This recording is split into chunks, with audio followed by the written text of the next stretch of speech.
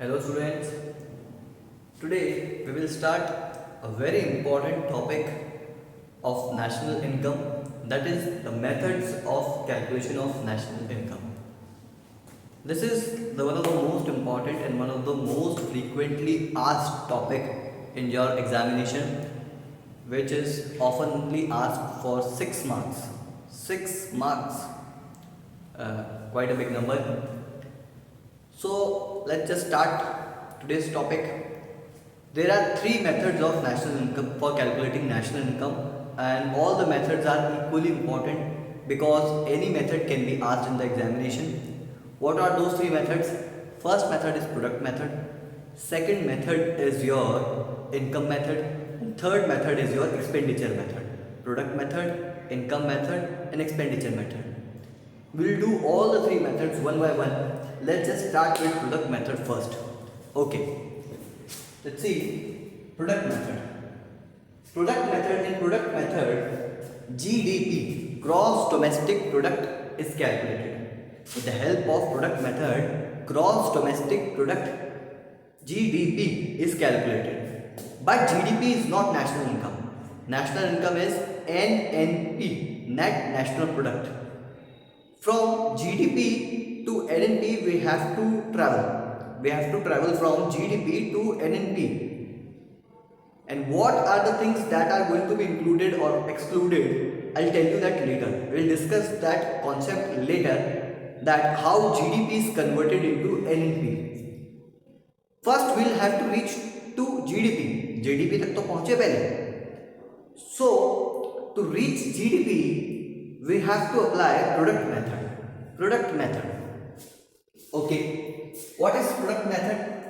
Product method, let's see the formula. Formula is value added is equals to value of output minus intermediate consumption. Let me write it here. Intermediate consumption. Sir ये intermediate consumption क्या है? Simple सी बात दी गई है, sale minus purchase अगर आप कर देंगे तो आपका वैल्यू एडेड आ जाएगा. Selling price minus purchase price अगर आप कर देंगे, सिंपल एक कॉन्सेप्ट है, वो अगर आप करेंगे तो वैल्यू एडेड आ जाएगा. ठीक है. उस सेलिंग प्राइस को यहाँ पे वैल्यू ऑफ आउटपुट बोला गया और परचेज प्राइस को यहाँ पे इंटरमीडिएट कंजम्पशन बोला गया है. हालांकि इसमें और भी चीजें इंक्लूडेड हैं. ठीक है. लेकिन एक आप समझने के लिए बेसिक कॉन्सेप्ट आप मान लीजिए कि सेल माइनस परचेज प्राइसेस, ठीक है, your value added, your profit is your value added. Simple. ठीक है. For a trader who buys things and sell thing as it is, ठीक है, जो ऐसे कैसे खरीदता है ऐसे कैसे बेच देता है, उसके लिए प्रॉफिट ही उसका वैल्यू एडेड होता है. ठीक है. तो यही कॉन्सेप्ट से मैंने आपको समझाने की कोशिश की. एक एग्जांपल भी लेंगे अभी. ठीक है. वैल्यू ऑफ आउटपुट यानी कि जो सेल है, इसका एक छोटा सा फॉर्मूला और है. ठीक है. वो क्या है? That is sales plus change in stock. Sales plus change in stock. Sir ये चेंज इन स्टॉक क्या होता है? Closing stock minus opening stock is our change in stock. Closing stock minus opening stock is our change in stock. ठीक है. जो सामान year के and में बचा है दैट इज क्लोजिंग स्टॉक. जो सामान ईयर के स्टार्टिंग में था that is our opening stock. ठीक है. क्या होता है क्लोजिंग ओपनिंग? एक एग्जांपल देंगे जब और आसानी से आपको क्लियर होगा. लेकिन जो सामान ईयर एंड में आपके पास बचा है, जो बिका नहीं है, ठीक है, आगे बिक जाएगा, लेकिन अभी ईयर एंड पे ये आपके पास बचा हुआ है, तो that is a closing stock. और ऐसे ही जब साल शुरू हुआ होगा तब भी कुछ आपके पास पिछले साल का पड़ा होगा, that is your opening stock. तो उन दोनों के बीच में डिफरेंस को हम चेंज इन स्टॉक बोल रहे हैं. उसको सेल्स में जैसे ही प्लस कर देंगे तो आपका वैल्यू ऑफ आउटपुट आ जाएगा. और वैल्यू ऑफ आउटपुट को आप यहाँ ले लेंगे, उसमें से इंटरमीडिएट कंजम्पशन माइनस कर देंगे तो आपका वैल्यू एडेड आ जाएगा. ठीक है. थोड़ा सा कॉम्प्लिकेटेड फॉर्मूला है, but formula you have to remember, because if you do not remember the formula you can not apply things, you can not apply figures into this formula and you won't be able to solve the numerical solve नहीं कर पाएंगे अगर formula याद नहीं होगा तो. चलिए एक सिंपल सा कॉन्सेप्ट लेते हैं, एक सिंपल सा एग्जांपल लेते हैं हमारा वैल्यू एडेड का कॉन्सेप्ट समझने के लिए. आइए क्या बोल रहा है वैल्यू एडेड का concept? Let's assume a farmer ने 200 रुपए में सीड्स, फर्टिलाइजर ये सब खरीदे हैं. और उस सीड्स फर्टिलाइजर से कोई क्रॉप ग्रो कर रहा है, बीट उसने उगा लिए हैं, ठीक है, मेहनत अपनी की है। अब 200 के सीड्स को, 200 की मेहनत को, 200 के इनपुट को वो 200 में बेच देगा तो उसे क्या फायदा होगा, ठीक है। तो उसकी जो मेहनत है, जो उसकी रिस्क है, उन सब के लिए वो 600 रुपीज़ में वो क्या कहते हैं उस वीट को बेच रहा है। तो sir sale minus purchase, yes exactly, sale minus purchase, 600 का उसने बेचा, 200 के उसने इनपुट खरीदे थे, तो 400 रुपये का वैल्यू ऐड उसने किया, ठीक है। अब इन गेहूं को किसने खरीदा, आटा बनाने वाली फैक्ट्री ने खरीदा।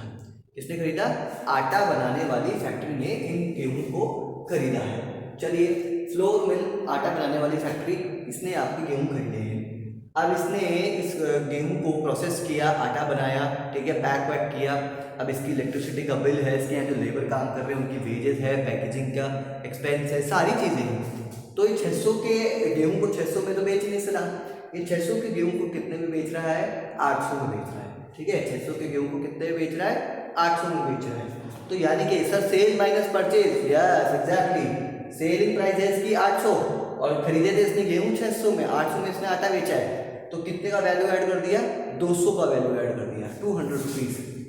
अब इस आटे को बेकर ने खरीदा, ठीक है, ब्रेड बनाने वाले ने खरीदा और उससे अपनी ब्रेड बनाई, ठीक है। अब इसने उसमें बटर मिलाया है, इससे भी इलेक्ट्रिसिटी क्या कहते हैं एक्सपेंस है इसका, अपने लेबर को इसको भी सैलरी देनी है, कुछ प्रॉफिट इसे भी कमाना है। तो इसने भी 800 के आटे को ब्रेड में कन्वर्ट किया और अब उसे कितने में बेच रहा है, ये 950 में सेल कर रहा है। 800 के आटे को ब्रेड में कन्वर्ट कर दिया और 950 में बेच रहा है। कितने का वैल्यू ऐड किया इसने, 150 का वैल्यू ऐड इसने कर दिया है, ठीक है। कितने का वैल्यू ऐड किया है, 150 रुपीज का वैल्यू ऐड कर दिया है। Sale minus purchase price, value added आ गई है इसके अंदर, ठीक है। अब लास्ट स्टेप पे हम आ गए हैं, शॉपकीपर के पास आ गए हैं। शॉपकीपर क्या करता है, शॉपकीपर इस ब्रेड को बेच देता है, ठीक है। इसमें कोई वैल्यू एडेड नहीं कर रहा है, देखिए वो मतलब वैल्यू एडेड एज इन कोई चेंज नहीं कर रहा है, एज इट इज ब्रेड खरीदी है और एज इट इज ही इसे सेल कर रहा है।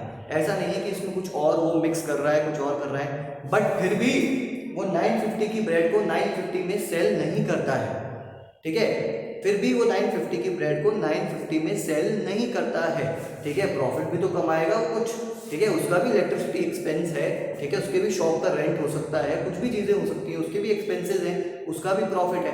तो 950 की ब्रेड को वो 1000 रुपीज़ में सेल कर रहा है। इसका मतलब कुछ वैल्यू एडिशन तो उसने भी किया है। Again selling price minus purchase price, देखिए यहाँ पे मैं बाकी सब तो फिर भी कुछ कन्वर्ट कर रहे थे, किसी और चीज़ को किसी और में कन्वर्ट कर रहे थे, ये तो कुछ भी कन्वर्ट नहीं कर रहा है, ये तो एज इट इज ब्रेड खरीद रहा है और एज इट इज उसे बेच रहा है, ठीक है, सबसे सिंपल फॉर्म। बट फिर भी इसने 950 की चीज़ को कितने का बना दिया, 1000 का बना दिया। तो इसने भी कितने का वैल्यू ऐड कर दिया है, 50 रुपीज़ का वैल्यू एडिशन कर दिया है। So this is the concept of value addition, where value of output minus intermediate consumption, ये जब हम करेंगे तो हमारा वैल्यू एडेड निकल के आ जाएगा। हर स्टेप पे ऐसे ही वैल्यू एडेड हमें कैलकुलेट करना है और each step we have to calculate this value added. और जब इस सारे वैल्यू एडेड को आप ऐड कर देंगे तब आप ग्रॉस डोमेस्टिक प्रोडक्ट GDP पे पहुंच जाएंगे, ठीक है। हर यानी कि 400 प्लस 200 प्लस 150 प्लस 150 सॉरी, ठीक है, तो कितना GDP हो गया आपका, 400 200 150 50 800 रुपए का आपका GDP हो गया है। तो GDP इज ऑफ 800 रुपीज, ऐसे ही कैलकुलेट किया जाता है। ओके, तो this was a simple explanation of value added method. हम इसमें न्यूमेरिकल भी लेंगे, will also take a numerical few numericals to understand this concept। Numericals लेके 2-4 इसको समझेंगे, इसमें कुछ कॉम्प्लिकेशंस डालेंगे, ठीक है, और फिर समझेंगे और अच्छे तरीके से कि ये वैल्यू एडेड मेथड क्या होता है और इस GDP को नेशनल इनकम तक कैसे हमें पहुंचाना है ये भी हम देखेंगे। अभी हम सिर्फ GDP तक पहुंचे हैं, नेशनल इनकम तक नहीं पहुंचे हैं, ठीक है। तो but and GDP is not our national income. From GDP we have to reach to NNP, मैं आपको बता चुका हूँ, तो हम वो बाद में देखेंगे। So that's all for today. ये फॉर्मूलाज आपके लिए बहुत इंपॉर्टेंट है, याद रखिएगा, ठीक है। एक सिंपल सा बेसिक कॉन्सेप्ट है, इसके भी आप याद रख सकते हैं। We will continue rest of the topics in next class. Thank you.